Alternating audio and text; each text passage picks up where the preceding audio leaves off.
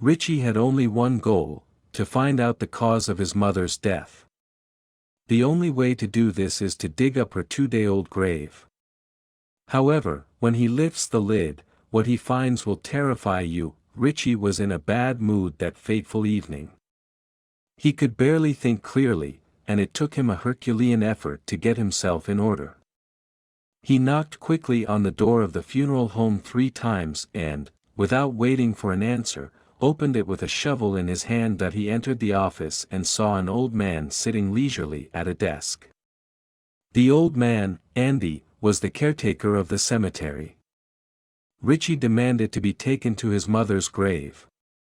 His mother, Monica, was buried 2 days ago in the cemetery, and Richie needed to be shown the way. Richie gave his mother's full name, and Andy agreed to take him to the grave. He could easily remember where the grave was, because he had personally observed the excavations. When they reached the grave, Richie wiped the tears from his eyes and picked up the shovel to start digging. However, Andy immediately stopped him. Exhumation of the body without proper permission was illegal. He demanded to know why Richie wanted to desecrate his mother's grave. Richie insisted on digging, and after a while Andy realized he couldn't be stopped. After all, he was younger and had more strength. The only way to stop him was to involve the authorities, and he immediately rushed to his office to get a phone. Richie kept digging. It was already evening. The sun was no longer burning so hard that he could work faster. Besides, the grave was freshly dug, so the ground was still soft and it was easy to dig it out.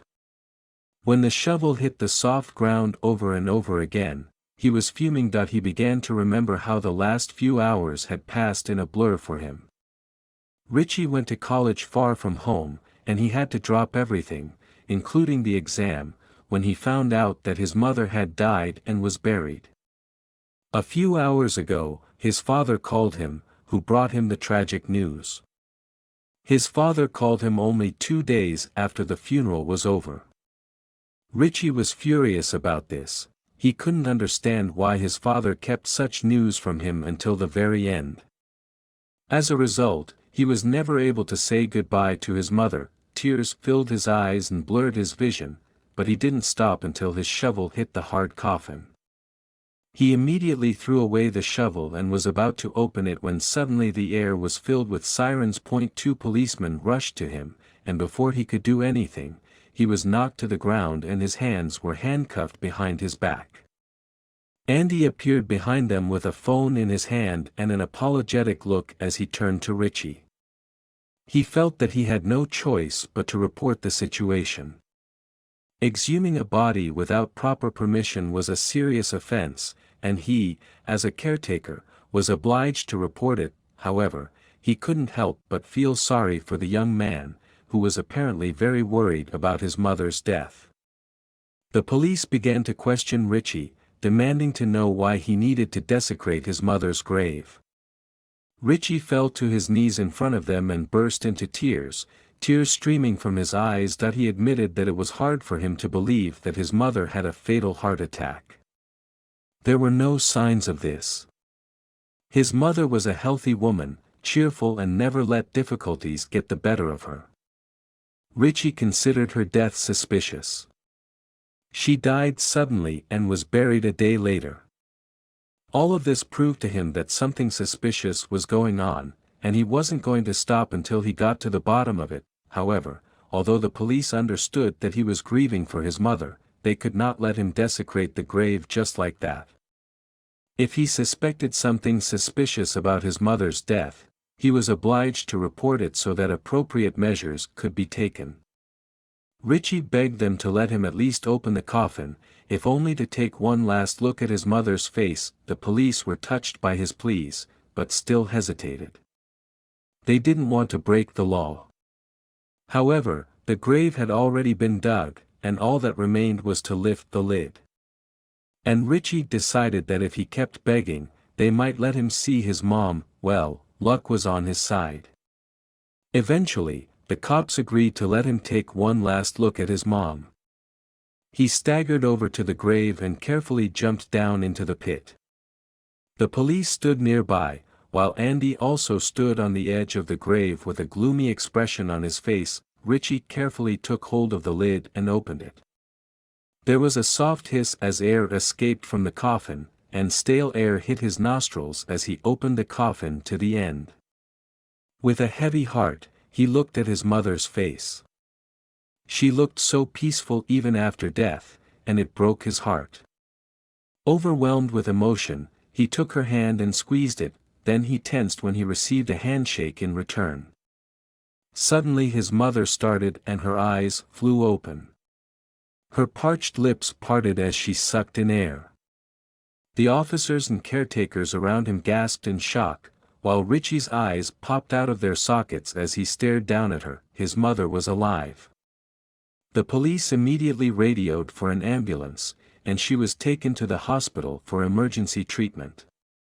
Richie was taken to the police station to testify. He couldn't figure out how his mother ended up buried alive or how the doctor confirmed that she was dead, when in fact she wasn't. Everything that was happening to him was just weird, and he could hardly comprehend it. But the most important thing was that his mother was alive. The next morning, the doctor's report came, and they realized that she had never had a heart attack. Instead, they found large, lethal doses of sedatives in her body, and if she hadn't been discovered at that time, she would have died for real. This turned the case on its head, and it was considered an attempted murder. Although Richie was allowed to leave, he was warned not to say anything to anyone.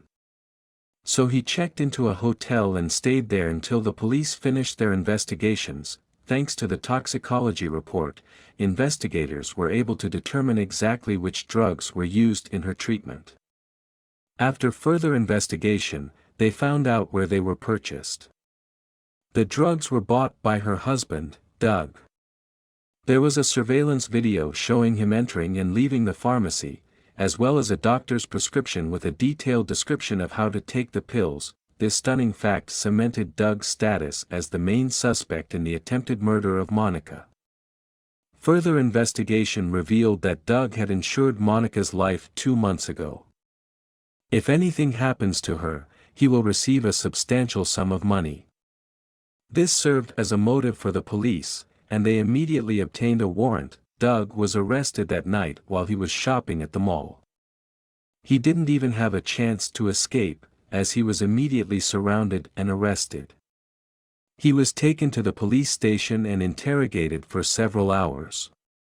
At first, he denied these accusations, but as soon as he found out that Monica was alive and the CCTV footage showed them buying drugs, he couldn't stand it and begged for mercy. He told them that his plans had never included killing Monica, it was only a last resort.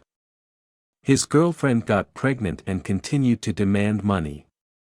He loved her so much, much more than his wife Monica, that he could barely resist her demands for a huge sum of money. The woman devised an elaborate plan to get insurance for Monica and then kill her by poisoning her favorite drink. Doug was in tears and begging for forgiveness. Listening to his father's confessions, Richie felt his world crumbling.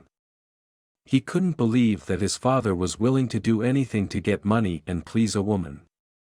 He felt nothing but disgust, and his father was eventually led away in handcuffs and put behind bars. A few weeks later, a friend was arrested when she tried to flee the country. She was also sentenced to prison. Monica was later discharged from the hospital. She was grateful for another chance in life and proud of her son for not letting anything stop him from getting to the truth. They returned home together and tried to put their lives in order. It was the only thing they could do after such a tragic event. What a tragic story. Who would have thought that a husband would do anything for money? What would you do in such a situation if you were in Richie's place? Share your thoughts with us in the comments below.